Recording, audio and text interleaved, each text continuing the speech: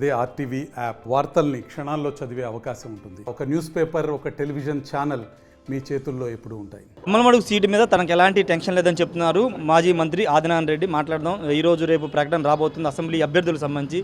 Sir ఏమైనా టెన్షన్తో ఉన్నారా లేకపోతే కూల్గా ఉన్నారా? మిమ్మల్ని చూస్తే చాలా కూల్గా ఉన్నట్టున్నారు. కాదు, మేము ఎప్పుడైనా ఎక్కడైనా చెప్పే మాట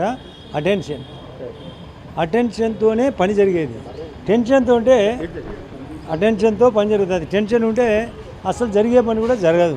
కాబట్టి నేను ఎవరికైనా చెప్పే మాట ధైర్యంగా ధర్మంగా ఉంటే టెన్షన్ ఉండదు, అటెన్షన్ ఉంటుంది.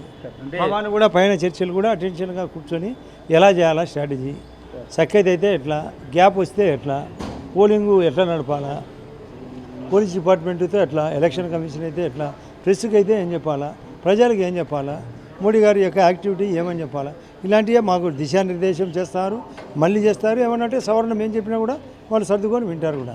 సార్ 10 స్థానాలు అన్నారు మొన్నటి వరకు. ఇప్పుడు 11వ స్థానం కూడా యాడ్ అవుతుంది. ఎందుకంటే ఎక్స్ట్రా సీట్ని ఎందుకు అడుగుతున్నారు? టీడీపీలో జనసేన ఎవరు త్యాగం చేయబోతున్నారు మీకు? అసలు ఆ త్యాగం అన్నారు. సర్దుబాటు అనేది త్యాగం ఎట్లయితుంది? కూటమిలో అందరూ ఉన్నప్పుడు భోజనం ఒకరు ఎక్కువ తినేవాళ్ళు ఉంటారు, ఒకరు తక్కువ తినేవాళ్ళు ఉంటారు. సర్దుకుంటే భోజనం సరిగా ఉంటుంది, సర్దుకోకపోతే అందరూ బాధపడతారు. అంటే బాధపడకుండా సఖ్యతలో భాగంగా సర్దుతారు కూడా. అది ఏ పార్టీ అయితేనేమి, మేమంతా ఒకటే.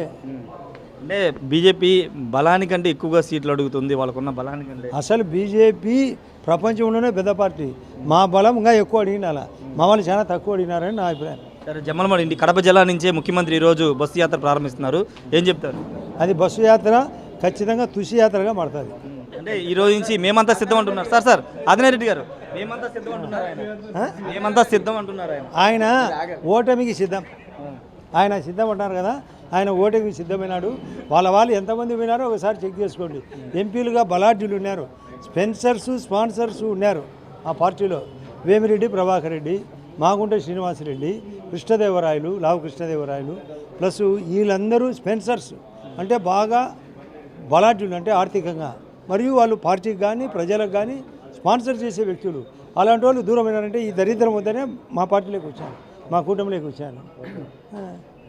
11వ సీటు మీ కడప జిల్లాలో ఉండబోతుందా? 11వ సీటు కడప జిల్లా ఉండదు. ఏముండదు పెద్ద. మేమైతే ఎక్కడైనా ఉండొచ్చు. అది కడప అయితేనేమి, యావో లేకుంటే గోదావరి జిల్లా అయితేనేమి, లేదా కృష్ణా గుంటూరు అయితేనేమి, ఎక్కడో ఒక చోట అడుగుతారు. ఒక చోట స్టాండర్డ్గా ఆక్టోబర్స్ అలా తిరుగుతుంది, ఒక చోట ఆగుతుంది. అట్లాగా మాది అలా తిరిగి ఒక చోట ఆగుతుంది. Okay, thank you sir. మొత్తంగా అయితే ఎలాంటి టెన్షన్ లేదని చెప్తున్నారు, కూల్గా ఉన్నానని ఆదినారాయణ చెప్తున్నారు. 11వ సీటుకి సంబంధించి 11వ సీటు త్యాగాలు కాదు, సర్దుబాటు మాత్రమే కూటమిలో జరుగుతుంది. ఎవరు త్యాగాలు చేయరని చెప్తున్నారు. భారతీయ జనతా పార్టీకి ఉన్న బలానికి ఇంకెక్కువ సీట్లు అడగాల్సిన పరిస్థితుంది, కానీ తక్కువ సీట్లు అడిగామని ఆదినారాయణ చెప్తున్నారు. 11వ సీటు అటు కడప జిల్లా అయినా ఉండొచ్చు, ఉమ్మడి గోదావరి జిల్లాలైనా ఉండొచ్చు అని ఆదినారాయణ చెప్తున్నారు. ముఖ్యమంత్రి బస్సు యాత్ర కాదు తుస్సు యాత్ర అని ఆయన కామెంట్ చేస్తున్న పరిస్థితుంది. Camera person ప్రసాద్తో Rayesh, RTV, Vijayawada నుండి. మరిన్ని వీడియోస్ కోసం ఛానల్ ని సబ్స్క్రైబ్ చేయండి. లేటెస్ట్ అప్డేట్స్ కోసం వాట్సాప్ ఛానల్ ని ఫాలో చేయండి. అండ్ లింక్ డిస్క్రిప్షన్ లో ఉంది.